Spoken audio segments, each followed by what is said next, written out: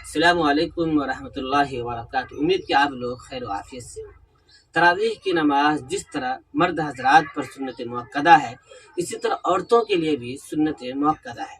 جس طرح مردوں پر تراویح کی نماز ضروری ہے، اسی طرح خواتین کے لیے بھی تراویح کی نماز ضروری ہے۔ اب سوال یہ پیدا ہوتا ہے کہ خواتین حضرات یعنی مائیں اور بہنیں تراویح کی نماز کس طرح ادا کریں، یعنی یہ کہ وہ تراویح کی نماز خواتین حضرات مسجد میں جا کر جماعت کے ساتھ ادا کریں، یا یہ کہ اپنے گھر میں جماعت کے ساتھ تراویح کی نماز کو ادا کریں، یا یہ کہ اپنے گھر میں اکیلی تنہا تراویح کی نماز کو ادا کریں۔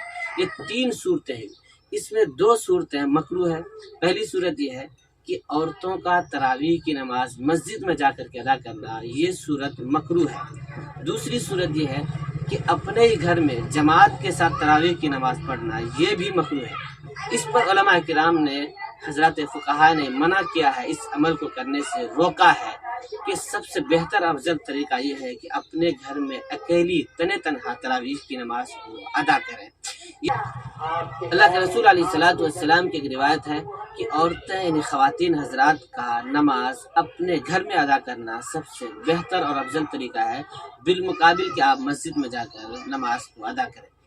اب آپ تراویح کی نماز کا طریقہ بھی جان لیجئے۔ تراویح کی نماز بالکل عام نمازوں کی طرح ہے۔ جس طرح آپ فجر کی نماز پڑھتے ہیں 2 رکعت، اسی طرح تراویح کی نماز بھی ادا کرنی ہے۔ تراویح کی نماز کے لیے آپ نیت کر لیجئے۔ نیت نام ہے دل کے ارادے کا۔ آپ نے دل میں سوچ لیا کہ میں تراویح کی نماز ادا کر رہی ہوں، تو یہی نیت ہوگی۔ اگر آپ چاہیں تو ہر 2 رکعت پر تراویح کی الگ الگ نیت کر سکتی ہیں، یا یہ کہ آپ 20 رکعت کو ایک ساتھ اکٹھی بھی نیت کر سکتے ہیں، آپ کے اختیار میں۔ لیکن بہتر اور افضل یہ ہے کہ ہر 2 رکعت پر الگ الگ سے نیت کرنا، یہ بہتر اور افضل طریقہ ہے۔ اب آپ یہ بھی جان لیجئے کہ تراویح کی 2 رکعت ہم کس طرح ادا کریں۔ سب سے پہلے ہے کہ آپ نیت کر لیجئے۔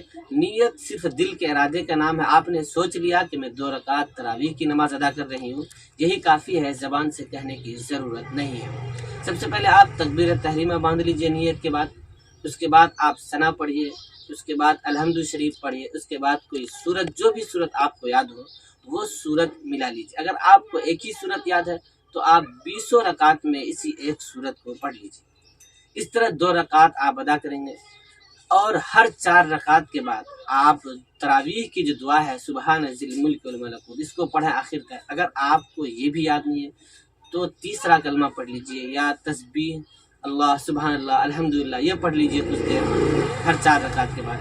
اس طرح آپ 20 رکعت مکمل کریں اپنے گھر میں، یہ سب سے بہتر اور افضل طریقہ ہے۔